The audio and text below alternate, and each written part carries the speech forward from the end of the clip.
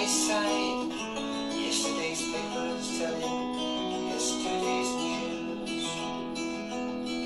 How can you tell me you're lonely?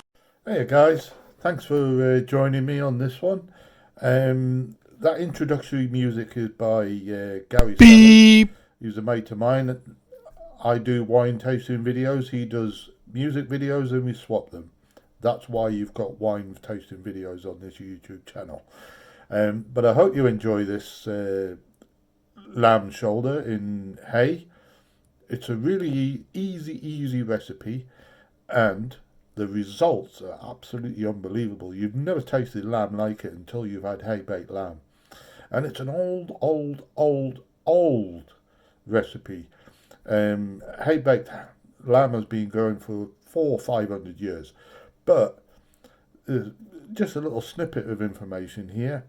Years ago, they used to roast a bit of beef off or a bit of lamb in front of a fire, do it for an hour, tuck it into a box that was filled with hay, leave it for a couple of hours, and it would continue cooking because of the insulation properties of the hay.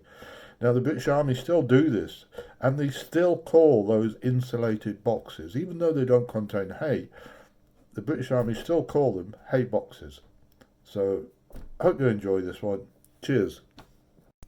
Alright guys, welcome to this week's video, and it's hay baked lamb.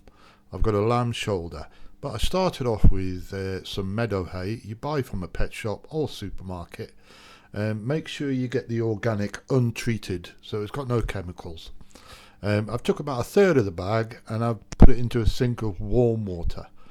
That's just needs to be in there 15 minutes, that's all.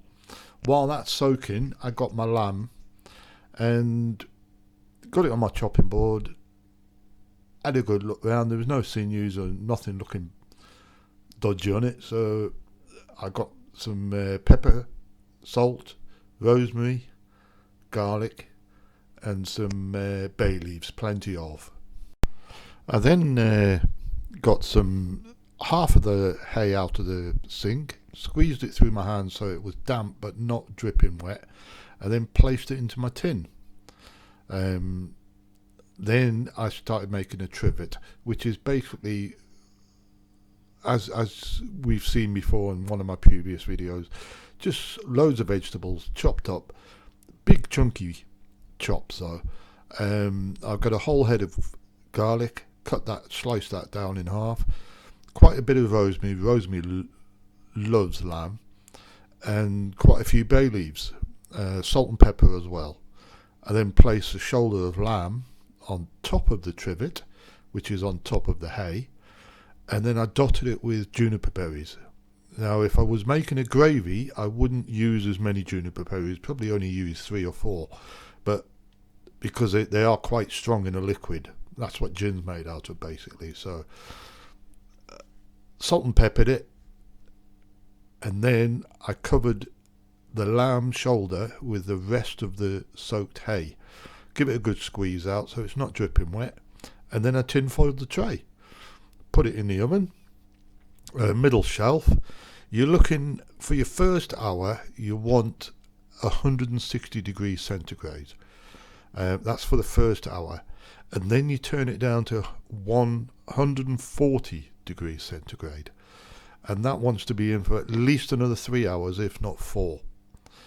That was initially when the temperature of my oven was on when I put the lamb in. Then I started on the root vegetables, which is what I'm going to serve it with, and it's just roasted. So I've got a parsnip, celeriac, swede, onions, carrots, a leek, and I washed it, peeled it, and then chopped it up all into a good chunky bits. Try and get them all to be the same size, and that's all you're looking for. I put them into a tray, load of olive oil, salt and pepper. Don't bother with the herbs because you've got plenty on the lamb. At this stage I also put some chopped up peppers, and I had some new potatoes that needed using, so I cut them in half and put them in. This stage you can put some whole garlic cloves. Don't bother peeling them, they go lovely. They're like little candy balls in there. And then I check the meat. Alright, let's have a look at this.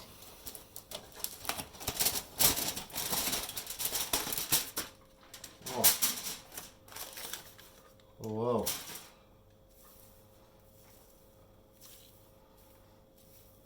Wow. That is falling to bits. Look at that. You can't get any better than that. Let's give it a temperature probe. Right in the knuckle.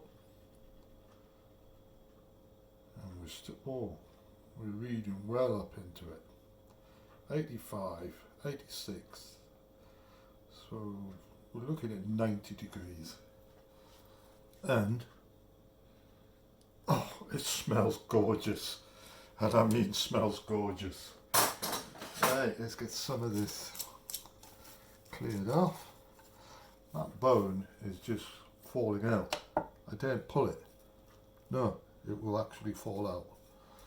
So what I'm going to do is put that onto a tray, out of the oven,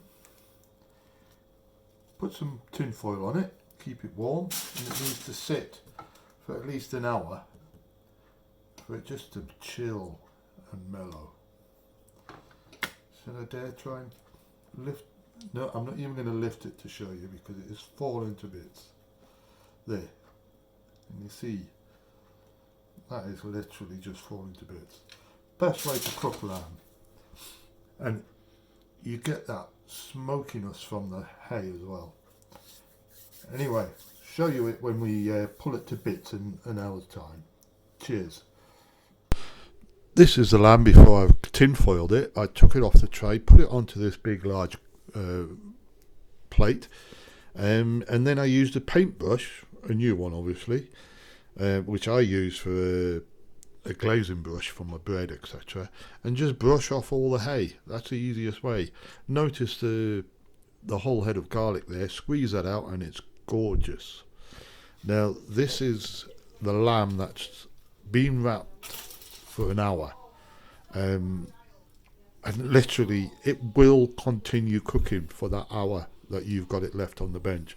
The tin foil will keep it hot. You'll notice at the end of this video that we literally only lose 10 degrees and it's been sat for a full hour on the bench, but it's good quality tin foil. It came out the oven at 90 degrees and we're virtually at 80 degrees when I probed it. So definitely leave your meat to rest, makes it so much better.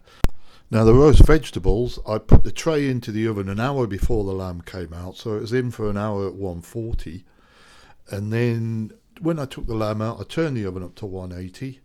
Every 20 minutes I give the vegetables a good stir around and they came out gorgeous, nice and blackened and charred around the edges, which is what you want. And here's the finished product. It was the hay baked lamb and the roast vegetables. I served it with some dressed leaves. We were going to have watercress with it, but sadly Sainsbury's had these leaves on special offer, so that's what we ended up with. Serve it with mint sauce. No need for gravy. Cheers. Thanks for watching this, guys. If you feel this way inclined, just click on the subscribe button. And also click on the bell next to it, and that lets you know that a new video has arrived on John's Pantry's YouTube channel. So I hope you all enjoyed this. Get cracking. Cheers.